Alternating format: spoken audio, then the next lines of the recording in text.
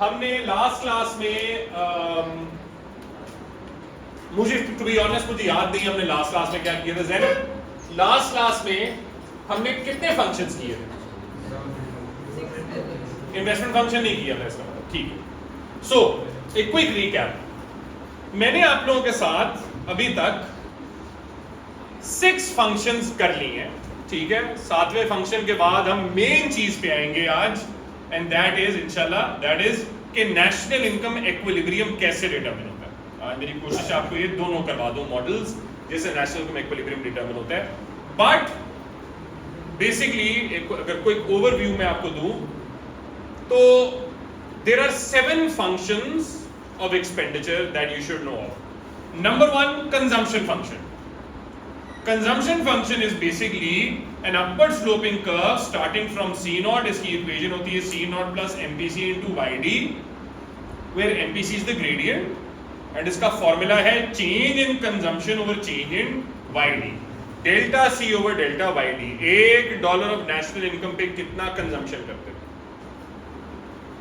Savings function minus से शुरू होती है, minus S naught, negative Y axis से शुरू होती है। माइनस एस नॉट से अपवर्ड स्लोपिंग कर्व है, इसकी इक्वेशन क्या है? Minus S naught plus MPS into Y. MPS क्या होता है? Delta S over delta Y. $1 extra of national income पे कितनी एक्स्ट्रा सेविंग कर रहे हैं।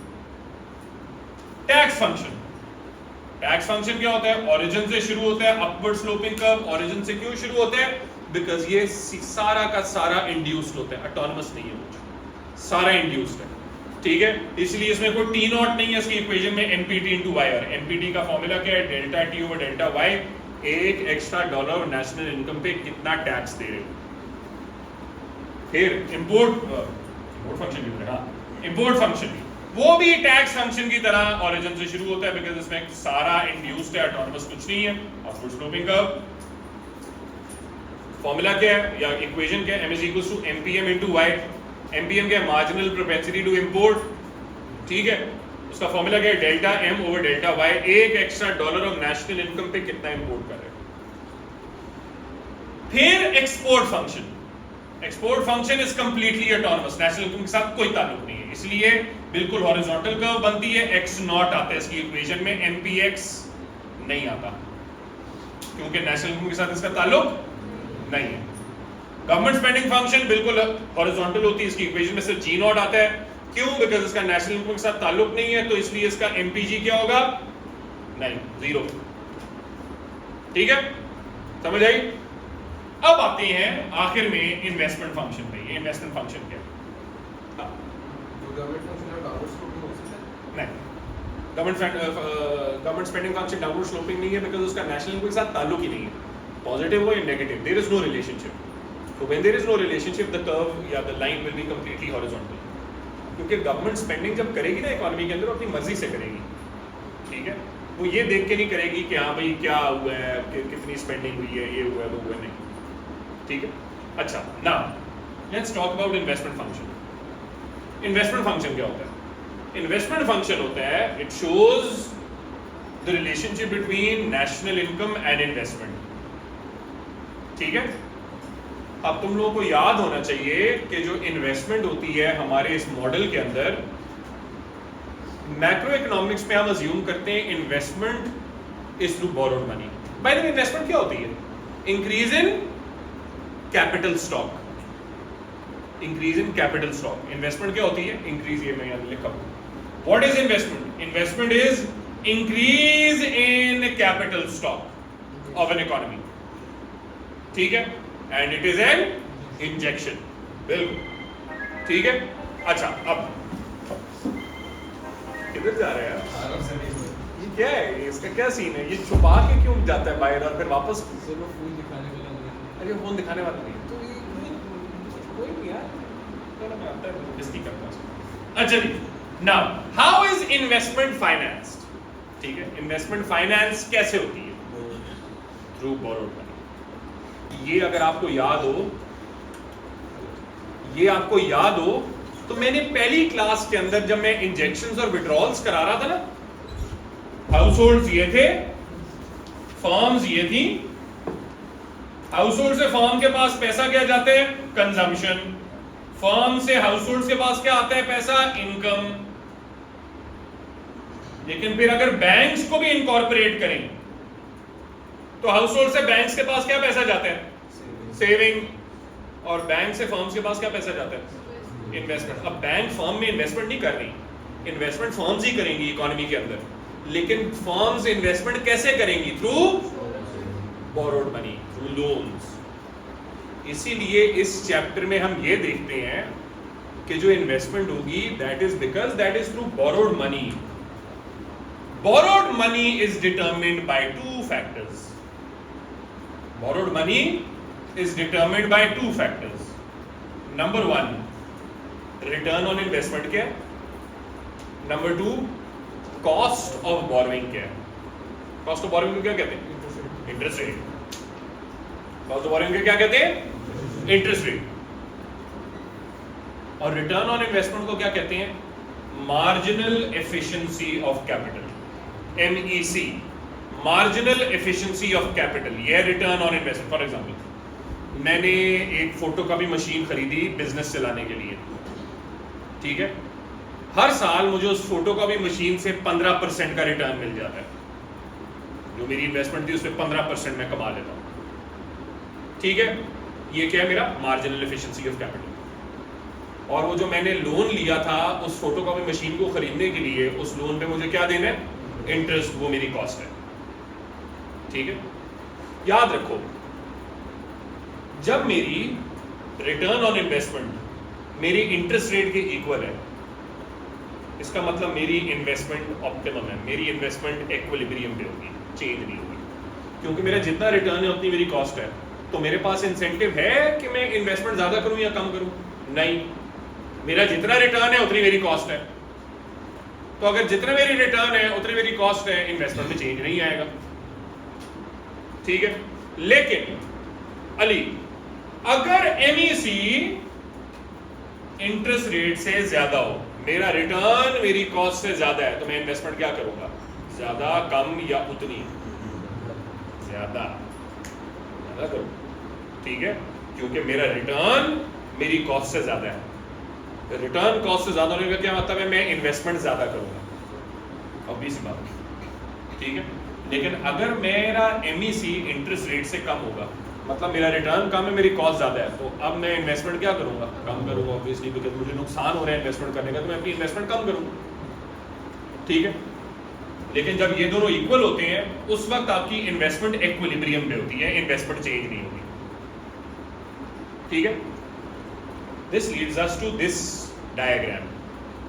ये मैंने MEC कर्व बनाई है, डाउनवर्ड स्लोपिंग कर्व, क्योंकि MEC कर्व दिखा रही है relationship between interest rates on the y axis and investment on the x axis. ये इन्वेस्टमेंट है, ये इंटरेस्ट रेट है। कॉमन सेंस, आमना इंटरेस्ट रेट और इन्वेस्टमेंट का क्या रिलेशनशिप होता है? एग्जैक्टली, तो पॉजिटिव या नेगेटिव? नेगेटिव, ठीक है। नेगेटिव रिलेशनशिप है, इंटरेस्ट रेट जितना ज्यादा होगा इन्वेस्टमेंट उतनी कम होगी, बिकॉज कॉस्ट ज्यादा है। तो नेगेटिव रिलेशनशिप जब दो चीजों के बीच में दिखाते हैं तो कर्व्स कैसी बनती है? अपवर्ड स्लोपिंग या डाउनवर्ड? डाउनवर्ड स्लोपिंग है, डाउनवर्ड स्लोपिंग कर्व बनी? नहीं, नॉट इम्पोर्टेंट, नॉट इम्पोर्टेंट। ये सीधी लाइन भी बना दो, कोई मसला नहीं, ठीक है। आमतौर पे MEC कर्व ये कर्व ही बनता है, ठीक है, बट नॉट इम्पोर्टेंट। अच्छा, अब जब आप MEC कर्व के ऑन द MEC कर्व होते हो ना, तो इक्विलिब्रियम होता है। इक्विलिब्रियम का मतलब इस पॉइंट पे MEC और इंटरेस्ट रेट इक्वल है। अच्छा, किसी वजह से इंटरेस्ट रेट गिर गया, किसी वजह से इंटरेस्ट रेट गिर गया, आप A प्राइम पे आ गए। अब मुझे एक चीज बताओ, A प्राइम पे इंटरेस्ट रेट ज्यादा है MEC ज्यादा है? MEC ज्यादा है ना, क्योंकि MEC तो कर्व से शो कर रहे हैं, इधर है MEC, पर इंटरेस्ट रेट किधर चला गया? इधर चला गया ना, तो यहाँ क्या ज्यादा है? MEC ऊपर है, MEC ज्यादा है, ठीक। मार्जिनल एफिशिएंसी ऑफ कैपिटल ज्यादा है। जब मार्जिनल एफिशिएंसी ऑफ कैपिटल ज्यादा होता है इंटरेस्ट रेट से, तो इन्वेस्टमेंट क्या करते हो तुम? ज्यादा इन्वेस्टमेंट ज्यादा होती रहेगी, तुम कैपिटल ज्यादा करते रहोगे। अब जब तुमने कैपिटल ज्यादा करना शुरू किया, ये मूवमेंट अलोंग द कर्व आई, इधर देखो, ये MEC है A प्राइम पे, ये MEC है, ये इंटरेस्ट रेट है, ठीक है, इन्वेस्टमेंट ज्यादा होगी तो ये मूवमेंट अलोंग द कर्व होते होते यहां पे आ गई, जब तक ये दोनों वापस इक्वल, बी पे ये दोनों वापस इक्वल हो जाएंगे। अब सवाल ये पैदा होता है कि एमईसी इधर था, इंटरेस्ट रेट इधर था, ये दोनों इक्वल कैसे होंगे? इंटरेस्ट रेट तो उतना ही रहा है, इंटरेस्ट रेट उतना रहा है, तो ये दोनों इक्वल कब होंगे? जब एमईसी क्या होगा? फॉल। सवाल है एमईसी कम क्यों होता जा रहा है जब इन्वेस्टमेंट बढ़ रही है? ये पढ़ा हुआ है, शाबाश, लॉ ऑफ डिमिनिशिंग रिटर्न्स। लीवर की पढ़ी है ना, लॉ ऑफ डिमिनिशिंग रिटर्न्स, तो कैपिटल में भी तो इस्तेमाल होती है। जितना ज्यादा कैपिटल करते रहोगी उसकी प्रोडक्टिविटी कम होगी तो उससे रिटर्न भी कम मिलेगा। तुम फोटोकॉपी मशीन ज्यादा करते जाओ उससे रिटर्न कम मिलेगा, ठीक है। तो उसकी क्योंकि प्रोडक्टिविटी एफिशिएंसी गिरेगी तो marginal efficiency of capital fall होती जा रही है, मूवमेंट अलोंग द कर्व हो रही है जब तक वो पॉइंट बी पे नहीं पहुंच जाती। यहाँ पे वो वापस इक्विलिब्रियम पे आ गए, दैट मींस इंटरेस्ट रेट गिरने से इन्वेस्टमेंट बढ़ गई।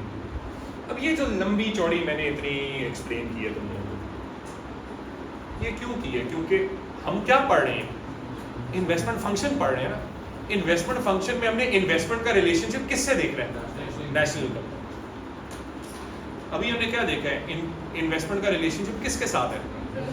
इंटरेस्ट रेट और मार्जिनल एफिशिएंसी ऑफ कैपिटल, इनके साथ है। क्यों? क्योंकि इन्वेस्टमेंट करते हैं बोरो करके, बोरोड मनी के थ्रू। सो देयरफॉर इस सब को देख के हम इस नतीजे पे, इस कंक्लूजन पे पहुंचते हैं, इन्वेस्टमेंट का नेशनल इनकम के साथ क्या ताल्लुक है? ऑटोनमस, कोई ताल्लुक नहीं, कोई ताल्लुक नहीं। क्यों? क्योंकि इन्वेस्टमेंट किससे होती है? सिर्फ बोरोड मनी से, और उसका ताल्लुक उन दो चीजों से है, इससे नहीं है। क्योंकि अलॉट द टाइम स्टूडेंट्स ये कहते हैं सर वो इन्वेस्टमेंट ज्यादा नहीं होगी जब प्रॉफिट ज्यादा होंगे, और प्रॉफिट ज्यादा होंगे जब नेशनल इनकम ज्यादा होगी। तो उसका आंसर क्या है? हमारे मॉडल में हम क्या अज्यूम कर रहे हैं? इन्वेस्टमेंट होती है एक तरीके से सिर्फ बोरोड मनी, प्रॉफिट कोई नहीं डाल रही फर्म वापस, बोरोड मनी से हो रही है, ठीक है जी। सर अगर कंट्री की नेशनल इनकम ज़्यादा होगी वो शो करेगा कि इकोनॉमी अच्छी जा रही है, तो फॉरेन इन्वेस्टमेंट ज़्यादा भी होगी।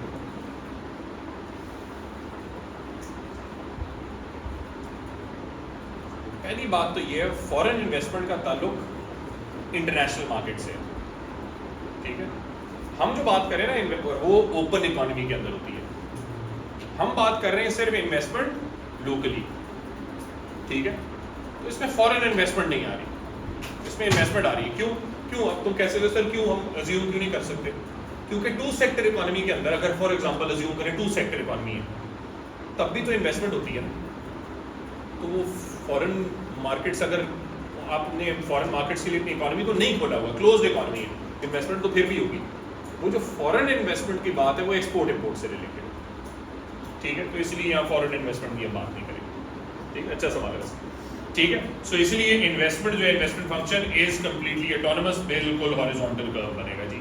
और उसकी इक्वेशन कैसी होगी? I is equal to I naught, because MPI marginal propensity for investment कितनी है? 0, because there is no relationship between investment and national income. समझिए कोई मसला? ठीक है, ये हो गया जी इन्वेस्टमेंट फंक्शन, राइट। ये है जी summary of all the important, आप कह सकते हो of all the important functions. अब सवाल आप ये कह सकते हो सर ने ये जो इतने सातों के सातों फंक्शन किए हैं, ये क्यों किए? वो इसीलिए किए क्योंकि जो अगली चीज हम करने लगे हैं ना, उस अगली चीज में ये सातों इस्तेमाल होंगे। वो अगली चीज क्या करने लगे हैं? National income equilibrium. National income equilibrium दो तरीके से बनते हैं, वो दोनों तरीके आज आपको कराऊंगा इंशाल्लाह, ठीक है। तो उसमें हम देखेंगे नेशनल इनकम इक्विलिब्रियम कैसे बनता है, ठीक है। समझ आई? तो ये है एक summary of all the important functions. आखिरी तीन कंप्लीटली ऑटोनोमस है, पहले चार इंड्यूस्ड हैं, वो पहले दो उसमें थोड़ा सा ऑटोनोमस एरिया भी आता है, लेकिन वैसे हैं इंड्यूस्ड, ठीक है। समझ आई? अब आते हैं फाइनली नेशनल इनकम इक्विलिब्रियम पे। एक इकोनॉमी में नेशनल इनकम इक्विलिब्रियम कैसे बनता है जी? उसका आंसर है नेशनल इनकम इक्विलिब्रियम निकालते हैं दो तरीके से. There are two methods to determine national income equilibrium. What are those two methods? Number 1, aggregate expenditure model. Number 2, withdrawals injections model. मैं आपको पहले विड्रॉल्स इंजेक्शंस मॉडल कराऊंगा बिकॉज ये हमने किया हुआ. ठीक है, कैसे? इसको इरेज करते हैं क्योंकि अभी आज मैंने सुबह ये एक और जगह कराया.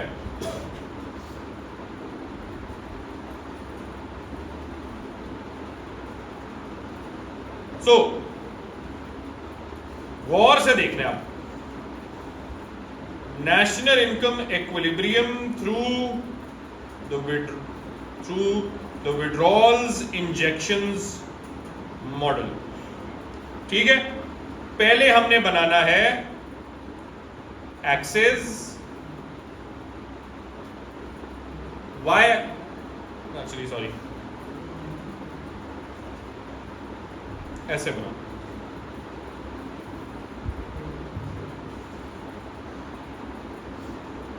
वाई एक्सेस पे बनता है withdrawals and injections.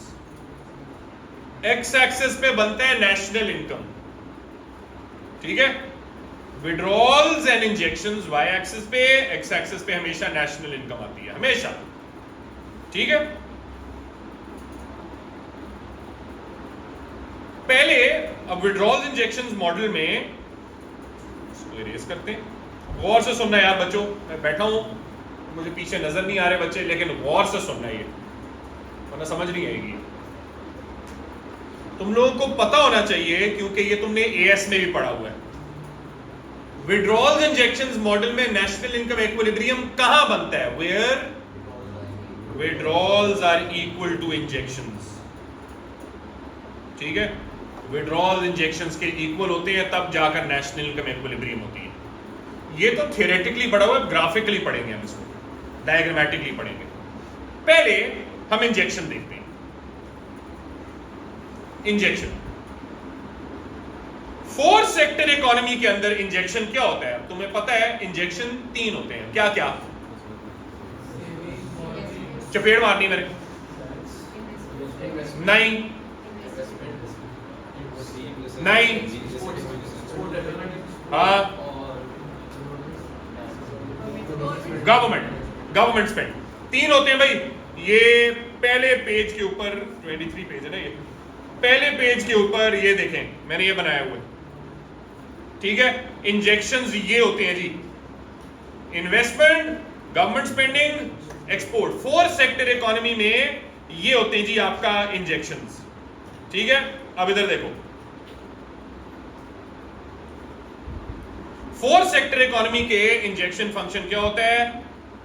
Investment I naught plus government spending G naught plus export X not.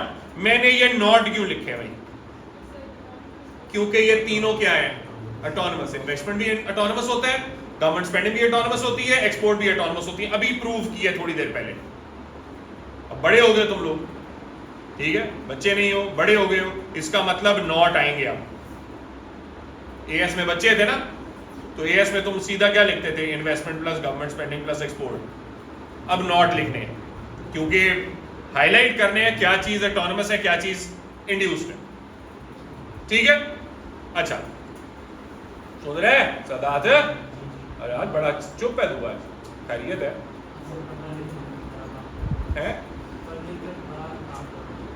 मुझे आवाज नहीं आ रही, क्या कह रहे हैं? अच्छा, पढ़ना लिखना है, अच्छा अच्छा, हाँ हाँ यार वो तो मैं कहता हूँ. ठीक है, अच्छी बात, शाबाश, मुझे तेरे अंदर ये चेंज पसंद है. पीटीसी के पास सॉफ्टवेयर, पीटीसी में इसके वालिद साहब तो आए नहीं.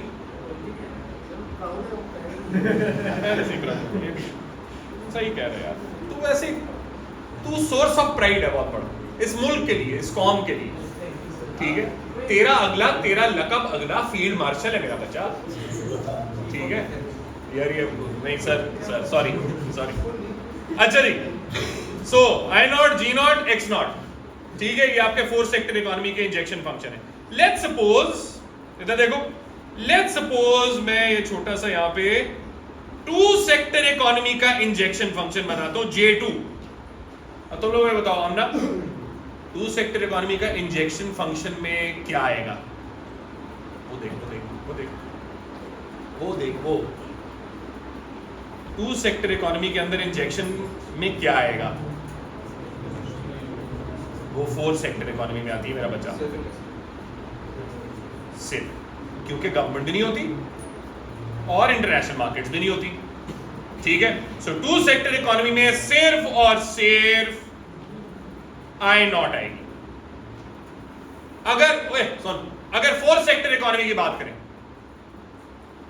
तो फोर सेक्टर इकोनॉमी में बाकी दो भी आएंगे, तीनों आएंगे, तो उसका फंक्शन कैसा बनेगा? बिल्कुल इससे हॉरिजॉन्टल ऊपर, J4 I naught plus G naught plus X not. अब आपका सवाल हो सकता है सर ये बिल्कुल एक तो ऊपर क्यों बने, मतलब पैरेलल क्यों बने, दूसरा हॉरिजॉन्टल क्यों बने? क्योंकि यार तीनों जो इंजेक्शन फंक्शन में जो तीनों फंक्शंस हैं वो क्या है? ऑटोनोमस है, और ऑटोनोमस का ग्रेडियंट क्या होता है? जीरो। इसका मतलब इनका जो injection function four sector economy का जो कर्व बनेगा वो कैसा बनेगा? बिल्कुल हॉरिजॉन्टल। सो इंजेक्शन फंक्शन बन गया बिल्कुल हॉरिजॉन्टल। यहां से हमने बना दिया जी ये, ठीक है जी, ये बन गया फोर सेक्टर इकोनॉमी का इंजेक्शन फंक्शन। ओए क्या नाम है इसका? मरदूद, उठ खिच खिच से पीछी से तंग आ गया, उधर तक वो लड़कियों कोने में बैठ तू। अच्छा तेरी आवाज आई ना, मैंने तुझे क्या कहा? अच्छा जी, ये हो गया फोर सेक्टर इकोनॉमी का इंजेक्शन फंक्शन, इजी। अब विड्रॉल फंक्शन बनाते हैं, ठीक है, इसको इरेज करते हैं।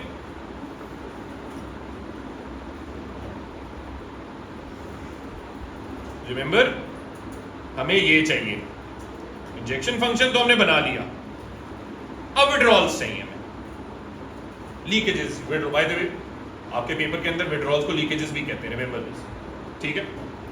फोर सेक्टर इकोनॉमी का विड्रॉल फंक्शन क्या होता है?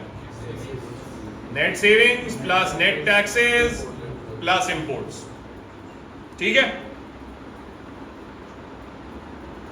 Saving is equal to what?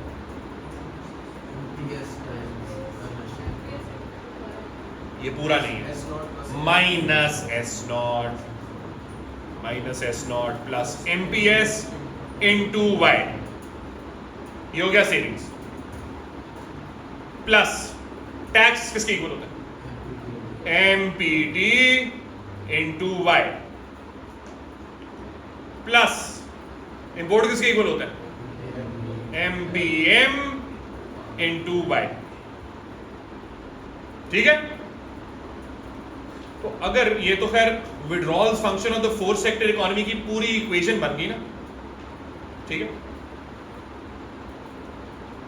अगर मैं तुमसे ये कहूं, चलो इधर ही आओ दोबारा, मरियम, अगर मैं तुमसे कहूं मुझे टू सेक्टर इकोनॉमी का विड्रॉल फंक्शन चाहिए,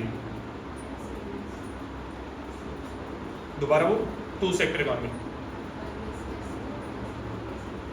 बस टैक्स नहीं होगा, नहीं इंपोर्ट होगा, नहीं, सिर्फ ये होगा, ठीक है।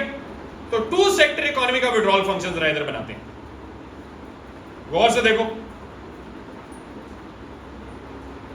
टू सेक्टर इकोनॉमी का विड्रॉल फंक्शन सेविंग फंक्शन ही बनता है, माइनस एस नॉट से शुरू हुआ, अपवर्ड स्लोपिंग कर्व, ये हो गया W2 equal to S। Two sector economy का withdrawal function is saving function, ठीक है। अगर मैंने फोर सेक्टर इकोनॉमी का विड्रॉल फंक्शन बनाना है, इंजेक्शन फंक्शन तो ऐसे मैंने बनाया था ना, ये था टू सेक्टर इकोनॉमी, तो ये हो गया फोर सेक्टर, बिल्कुल पैरेलल अपवर्ड शिफ्ट। अगर मैंने अब ये इसको गौर से देखो, इसको देखो और फिर मुझे ये बताओ, अगर फोर सेक्टर इकोनॉमी का विड्रॉल फंक्शन देखना है, पहली बात शुरू कहां से होगा? इधर से, नीचे से, इधर से या इधर से। चार ऑप्शंस हैं, A, B, C, D। कुछ बच्चे कह रहे हैं ए, कुछ बच्चे कह रहे हैं सी, कुछ बच्चे बी भी कह रहे हैं, नहीं कह रहे? बी नहीं कह रहे, अच्छा है बी, अच्छा बी, सी, शाबाश शाबाश, वेल डन। क्यों? इसको देखो, इसको देखो, सिर्फ एक जगह है जहां पे नॉट आ रहा है, वो क्या है? Minus S not. कहीं और नॉट नहीं आ रहा है, यहां इधर नॉट आ रहा है ना इधर आ रहा है। इसका मतलब नॉट क्या होता है? Y intercept. तो वाई इंटरसेप्ट से जो विड्रॉल फंक्शन का वाई इंटरसेप्ट है, that is the same Y intercept as the savings function का वाई इंटरसेप्ट। ये तो पहली बात, सेविंग्स जो विड्रॉल फोर्थ सेक्टर इकोनॉमी का विड्रॉल फंक्शन है, यहां से शुरू होगा माइनस एस नॉट। ठीक है, अगली चीज, कर्व कैसा बनेगा साहब? सेविंग्स फंक्शन का ग्रेडियंट क्या होता है? पता है तुझे क्या होता है? शाबाश, MPS.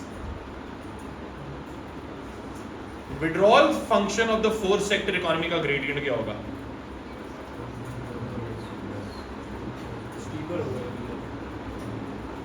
Marginal propensity to withdraw. Fourth sector economy का जो ग्रेडियंट होगा या स्लोप होगी, वो मार्जिनल प्रोपेंसिटी टू विड्रॉ होगी। किसके इक्वल होगी?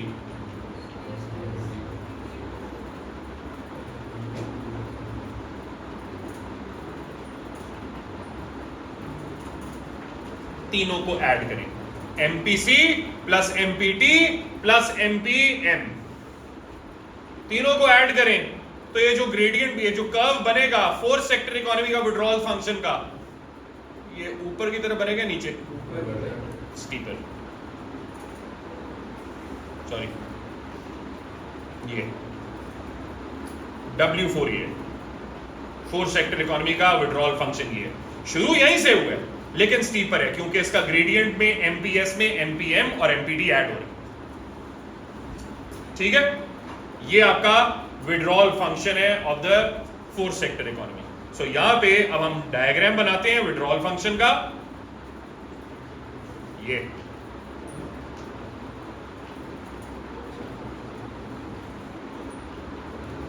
हो गया फोर्थ सेक्टर इकोनॉमी का विड्रॉल फंक्शन, जहां ये दोनों इक्वल हैं, इक्विलिब्रियम पॉइंट ये है। ठीक है, और यहां पे नीचे ये आपका क्या है? National income equilibrium. ठीक है, ये आपका नेशनल इनकम इक्विलिब्रियम है, where withdrawals and injections are equal, that is your national income equilibrium. Now what happens, Sadat, what happens when injection increases? कौन सा कर्व कहां जाएगा? ये देख, ये या ये कौन सा कर्व कहां जाएगा? J4 किधर जाएगा? ऊपर जाएगा। जब J4 ऊपर चला गया, J प्राइम कह दिया इसको, तो नेशनल इनकम क्या होगी? बढ़ जाएगी ऑब्वियसली, वाई प्राइम हो गया। शाबाश। क्यों पहले क्यों बढ़ी? कॉमन सेंस इस्तेमाल करो। इंजेक्शन का मतलब है पैसा इंजेक्ट ज्यादा हो रहा है, ऑब्वियसली बात है, पैसा इंजेक्ट ज्यादा होगा, नेशनल इनकम क्या होगी? बढ़ेगी। लेकिन अगर विड्रॉल्स बढ़ गया, हमजा विड्रॉल्स बढ़ गया, कौन सा कर्व कहां जाएगा?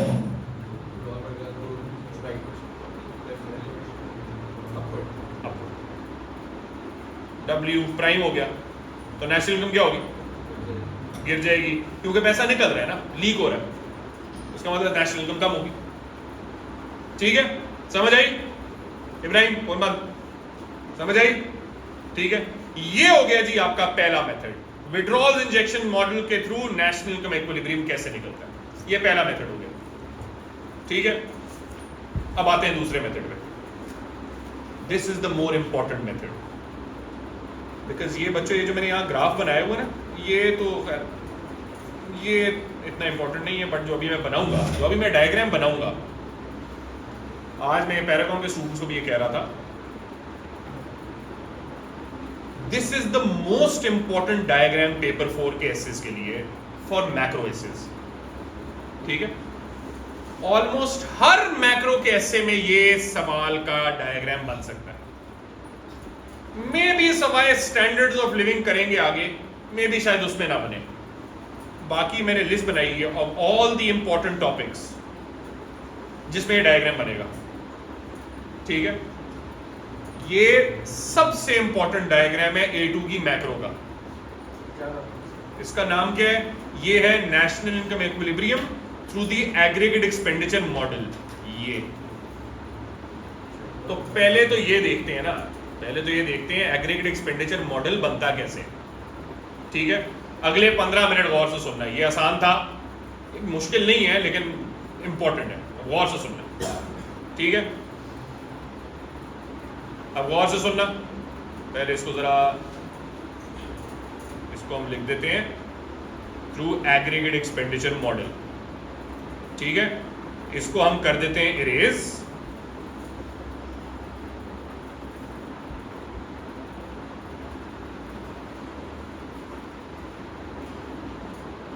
ठीक है। अब आते हैं y और x एक्सिस पे। y एक्सिस बनाए, x एक्सिस बनाए। अब y एक्सिस पे विड्रॉल और इंजेक्शन नहीं लिखने, तो मैं लिखने लगा। अब y एक्सिस पे क्या लिखना है?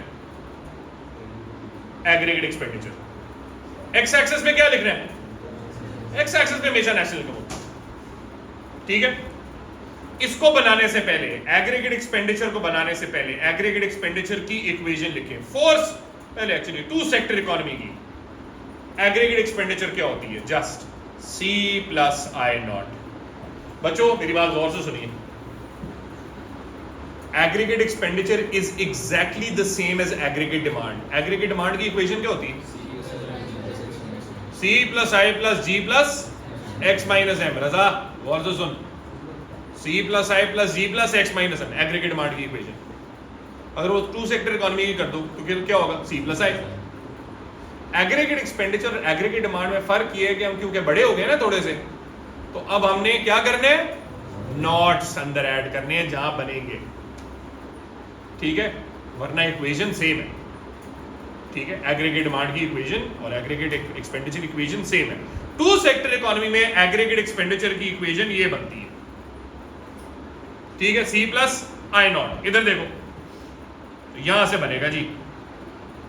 मैं ये बना रहा हूं, ये बन गया aggregate expenditure of the two sector economy. Four sector economy की एग्रीगेट एक्सपेंडिचर इक्वेशन क्या बनेगी Mariam? C I naught plus G naught plus X naught minus M, ठीक है।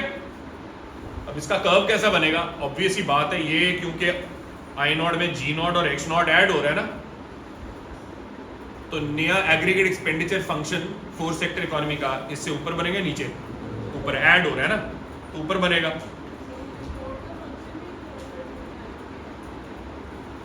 करने करेंगे, आते हैं उसमें, अभी आ रहे हैं। तो ऊपर बनेगा, लेकिन कहां, कैसे बनेगा?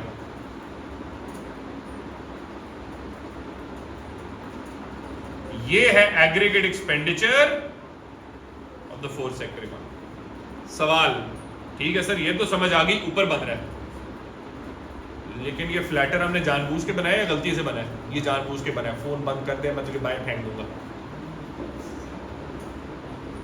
ये अभी सैटरडे को मैंने तेरी तारीफ की है थोड़ी सी तेरी वालदा के साथ, अब मुझे वो हजम नहीं हो रही। टाइम तू नहीं देख रहा, मुझे पता है, क्योंकि टाइम इधर भी है। या तो तुझे क्लॉक पढ़नी नहीं आती, तुझे फिर वापस पहली जमात में, आजकल मेरी बेटी वही सीख रही है क्लॉक कैसे पढ़ते हैं। आई मेरे पास, मैं तुझे सिखाता हूं। दिल तो कर रहे हैं मैं तुझे बाहर फेंक दूं। सो फ्लैटर कर्व बन गया। सवाल, फ्लैटर कर्व क्यों बने? नहीं, सिर्फ इंपोर्ट माइनस किलो। जो ग्रेडियंट है ना एग्रीगेट एक्सपेंडिचर का टू सेक्टर इकोनॉमी का, जो ग्रेडियंट है that is simply MPC, marginal propensity to consume. सिर्फ ये फोर्थ सेक्टर इकोनॉमी का जो ग्रेडियंट है वो है MPC minus MPT minus MPM. Sir ये एमपीटी किधर से आ गया? MPT marginal propensity to tax है ना, मार्जिनल प्रोपेंसिटी टू टैक्स, और एमपीएम क्या है? Marginal propensity to import. Sir ये तो समझ आ गई एमपीएम कहां से आ गया, क्योंकि इसके अंदर एमपीएम आएगा। एमपीटी तो कहीं भी नहीं आ रहा। गवर्नमेंट स्पेंडिंग में ना कहना एमपीटी आ रहा है, खुदा का खौफ करो, गवर्नमेंट स्पेंडिंग में एमपीटी नहीं आ रहा।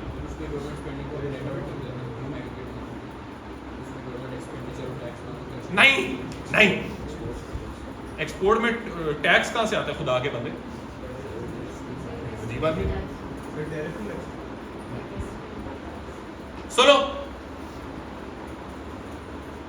कंजम्पशन फंक्शन की इक्वेशन क्या है? C nought plus MPC into Y D. Y D क्या है? Disposable income. डिस्पोजेबल इनकम की का फॉर्मूला क्या होता है? National income minus tax. Tax की इक्वेशन क्या होती है? MPT into Y. तो माइनस एमपीटी, इसको इस तरह कर दो ना, Y minus MPT into Y. तो ये एमपीटी जो है माइनस में हो गया ना। तो ये तो टू सेक्टर में भी एग्जिस्ट करती है। ये मुझे भी तू कंफ्यूज करने लगा, मैं कोई यार ये तो इसने पॉइंट मार दिए। फिर मेरा दिल कर मैं अपने आप को भी चपेट मारूंगा। टू सेक्टर इकोनॉमी में गवर्नमेंट किधर से होती है? तो गवर्नमेंट नहीं है तो टैक्स कहां से है? बेवकूफ बना रहा था ना मुझे तो। शाबाश, ओए खुदा के बंदो, टू सेक्टर इकोनॉमी में कंजम्पशन के अंदर वाईडी होगा ही नहीं, सीधा वाई होगा, क्योंकि गवर्नमेंट है ही नहीं तो टैक्स कहां से होएगा? ठीक है, ऑलमोस्ट बना दिया तुमने, लेकिन फिर अकलमंद तो मैं हूं ना, तुझे तो पता है माशाल्लाह। ऐनी तेरी लोग मुझे कहते हैं सर सोहेबल, माशाल्लाह। ठीक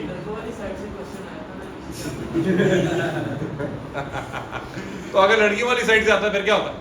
मैं कहता वेरी गुड क्वेश्चन, अमेजिंग। बिल्कुल, ये मसला पता है क्या है? खार मुझे तेरे से है, साद से नहीं। साद अच्छा बच्चा, ठीक है, लेकिन क्योंकि इसने मुझे बेवकूफ बनाने की कोशिश की थी, मैंने सोचा ऐसी की तैसी दे। ठीक है, समझ आइए तुझे? अच्छा जी, सो क्योंकि फोर्थ सेक्टर इकोनॉमी के एग्रीगेट एक्सपेंडिचर का जो स्लोप बनती है वो MPC minus MPT minus MPM है, ऑब्वियस सी बात है वो फ्लैटर होगी। फोर्थ सेक्टर इकोनॉमी का एग्रीगेट एक्सपेंडिचर फ्लैटर होगा, ठीक है, compare to the two sector economy का एग्रीगेट एक्सपेंडिचर। आई समझ? क्लियर हो गया? ठीक है। अच्छा, अब मसला ये अभी तक इक्विलिब्रियम तो बना ही नहीं, एग्रीगेट एक्सपेंडिचर तो बना दिया बट इक्विलिब्रियम नहीं बनाया। उसके लिए अब जरा एक डायग्राम ड्रॉ कर रहा हूं मैं, गौर से देखें। पहले तो मैं वही बना रहा हूं, फोर्थ सेक्टर इकोनॉमी का एग्रीगेट एक्सपेंडिचर ये बना दिया, इसको कह दिया AE4। ठीक है, अब गौर से देखना, गौर से देखना। एग्रीगेट एक्सपेंडिचर फंक्शन में इक्विलिब्रियम होता है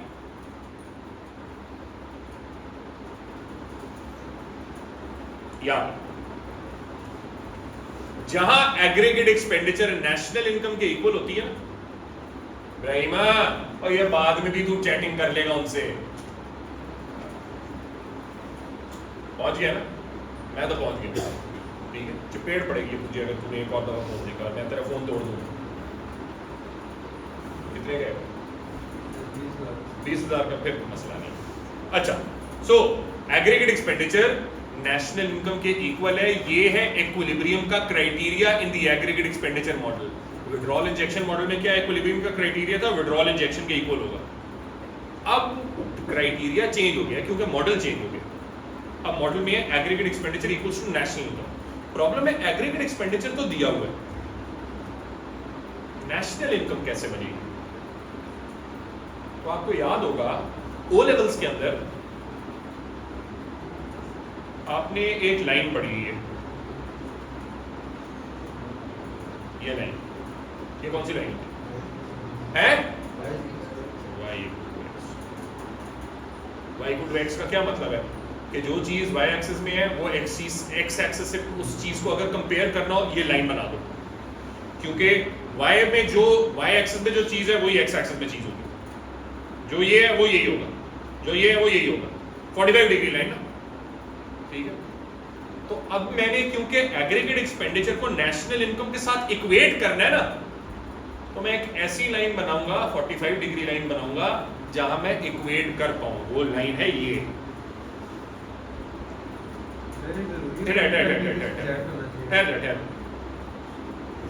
ये, और इस लाइन को मैं कहूंगा y equal to x। y axis पे क्या है? AE, x एक्सिस पे क्या है? National income. AE equal to y की line, dotted line, 45 degree line. जहां पे ये दोनों कर्व्स या दोनों लाइनें इंटरसेक्ट कर रही हैं, वो क्या होगा? वो होगा equilibrium. This is the equilibrium level of national income YE, because this is where aggregate expenditure equals national income. What about this income Y1? Y1 पे क्या ज्यादा है, क्या कम है? Y1 पे क्या ज्यादा है, क्या कम है? आज पहले मुझे एक चीज बताओ मरियम, क्या Y1 पे इक्विलिब्रियम है? नहीं है। तो इक्विलिब्रियम ना होने के दो सिनेरियोज हो सकते हैं, या एग्रीगेट एक्सपेंडिचर ज्यादा है या नेशनल इनकम ज्यादा है। यहां पे क्या ज्यादा है? शाबाश, क्योंकि यहां से इधर देखें, ये नेशनल इनकम है, ये एग्रीगेट एक्सपेंडिचर है। इसका मतलब यहां पे एग्रीगेट एक्सपेंडिचर नेशनल इनकम से ज्यादा है। जब एग्रीगेट एक्सपेंडिचर नेशनल इनकम से ज्यादा होती है, खर्चा ज्यादा हो रहा है इकोनॉमी के अंदर, तो इनकम के नेशनल इनकम क्या होगी? इंक्रीज या डिक्रीज? इंक्रीज। क्यों?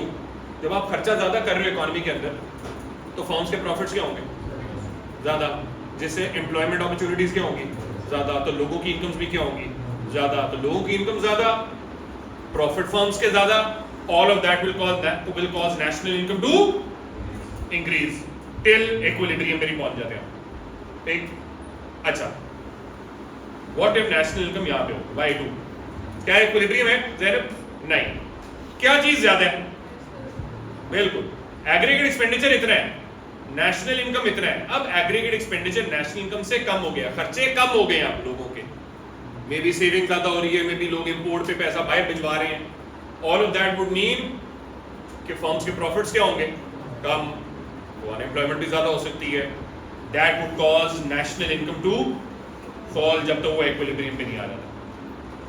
ठीक है, सो जब एग्रीगेट एक्सपेंडिचर नेशनल इनकम से ज्यादा है, नेशनल इनकम बढ़ती है due to the reasons that I told you about, profits, employment. But when aggregate expenditure is less than national income गिरेगी, again profits fall, employment fall. ठीक है, so because when profits are falling, employment falls, that causes the overall income levels of the economy to fall. ठीक है, हाँ जी अब्दुल्ला। नहीं, यहाँ पे तो बिल्कुल भी नहीं। लॉ ऑफ डिमिनिशिंग रिटर्न्स का ताल्लुक फॉर्म से होता है, ये नेशनल इनकम की बात होगी, तो बिल्कुल नहीं। ठीक है, इकोनॉमिक्स छोड़ दे, शराब भी छोड़ दे, मैं तो कहता हूं। बाय द वे, इससे याद आया क्योंकि इसने बड़ा खूबसूरत सा रेड पहना हुआ, ये A1 के बच्चों को मैंने बताया था। आपको पता, क्योंकि आपकी अब उम्र बड़े हो रहे हो माशाल्लाह, तो अब आपसे सवाल जवाब होंगे इन सब चीज़ों के। मर्दों के लिए इट्स नॉट 100% रेड, सो तुम्हें शायद छूट मिल भी जाए, बट फॉर अदर्स कोई नहीं, चलने दे यार, क्या अच्छा है, वो दो फायदा ही हो जाएगा।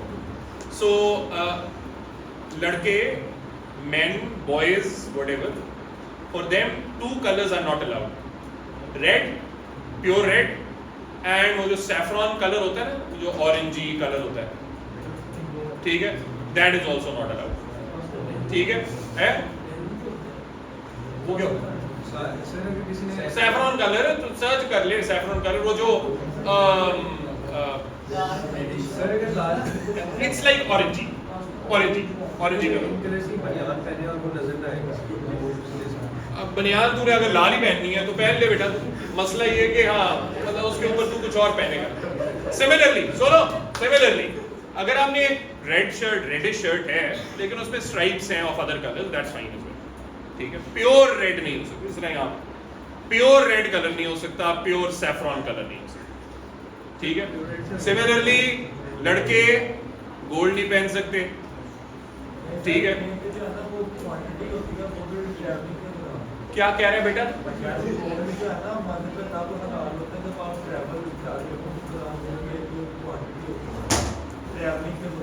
बेटा ये कौन कहता है तुझे? क्यों बेटा तू ट्रैवलिंग में मर नहीं रहता? तेरा क्या सीन है? कुछ सीन तेरा खराब है? नहीं है। ट्रैवलिंग के दौरान मर्द ज्वेलरी के तौर पे गोल्ड रिंग या गोल्ड ब्रेसलेट नहीं पहन सकते, वो अपनी जेब में रखेंगे अगर वो करते हैं। तो यार तो वो तो बेटा तू ट्रैवलिंग क्या, तू वैसे भी गोल्ड जेब में रख सकता है यार। अपनी बेगम तू तेरी शादी होती है, बेगम की इतनी ज्यादा ज्वेलरी तूने बैग में रखवानी है क्योंकि तू टैक्स से बचना चाहता है, ठीक है, तो तू जेब में रखेगा ना ऑब्वियसली, वो हराम नहीं है पहनना gold as a chain as a ring, वो हराम। सोने की बनियान पहने बेटा तू तो बनियानी पहना कर, तेरा कोई मसला कुछ और है, ये तो नहीं हो रहा, ये भी सारा हो रहा है बनियान। चल ठीक है इंशाल्लाह ये रमजान और भाई तुम लोग के मॉक्स कब शुरू हुआ? मॉक्स नहीं है, दिसंबर मॉक नहीं होते हुए, दिसंबर एग्जाम होते हैं, ठीक है। खैर anyway before you guys go, सुनो 30 seconds before you guys go, national income determine करने के दो तरीके हैं जो आज हमने किए हैं। इन दोनों से अभी जो मैंने आपको ये वाला डायग्राम कराया है ना, this is not the complete diagram जो मैंने आपको कहा है कि ऑलमोस्ट सारे मैक्रो के एसेस में आएगा, वो हम इंशाल्लाह कल करेंगे क्योंकि उसमें शिफ्ट होगा, एग्रीगेट एक्सपेंडिचर फंक्शन शिफ्ट होगा ऊपर राइटवर्ड या लेफ्टवर्ड, ठीक है। तो इंशाल्लाह कल करेंगे और कल मैं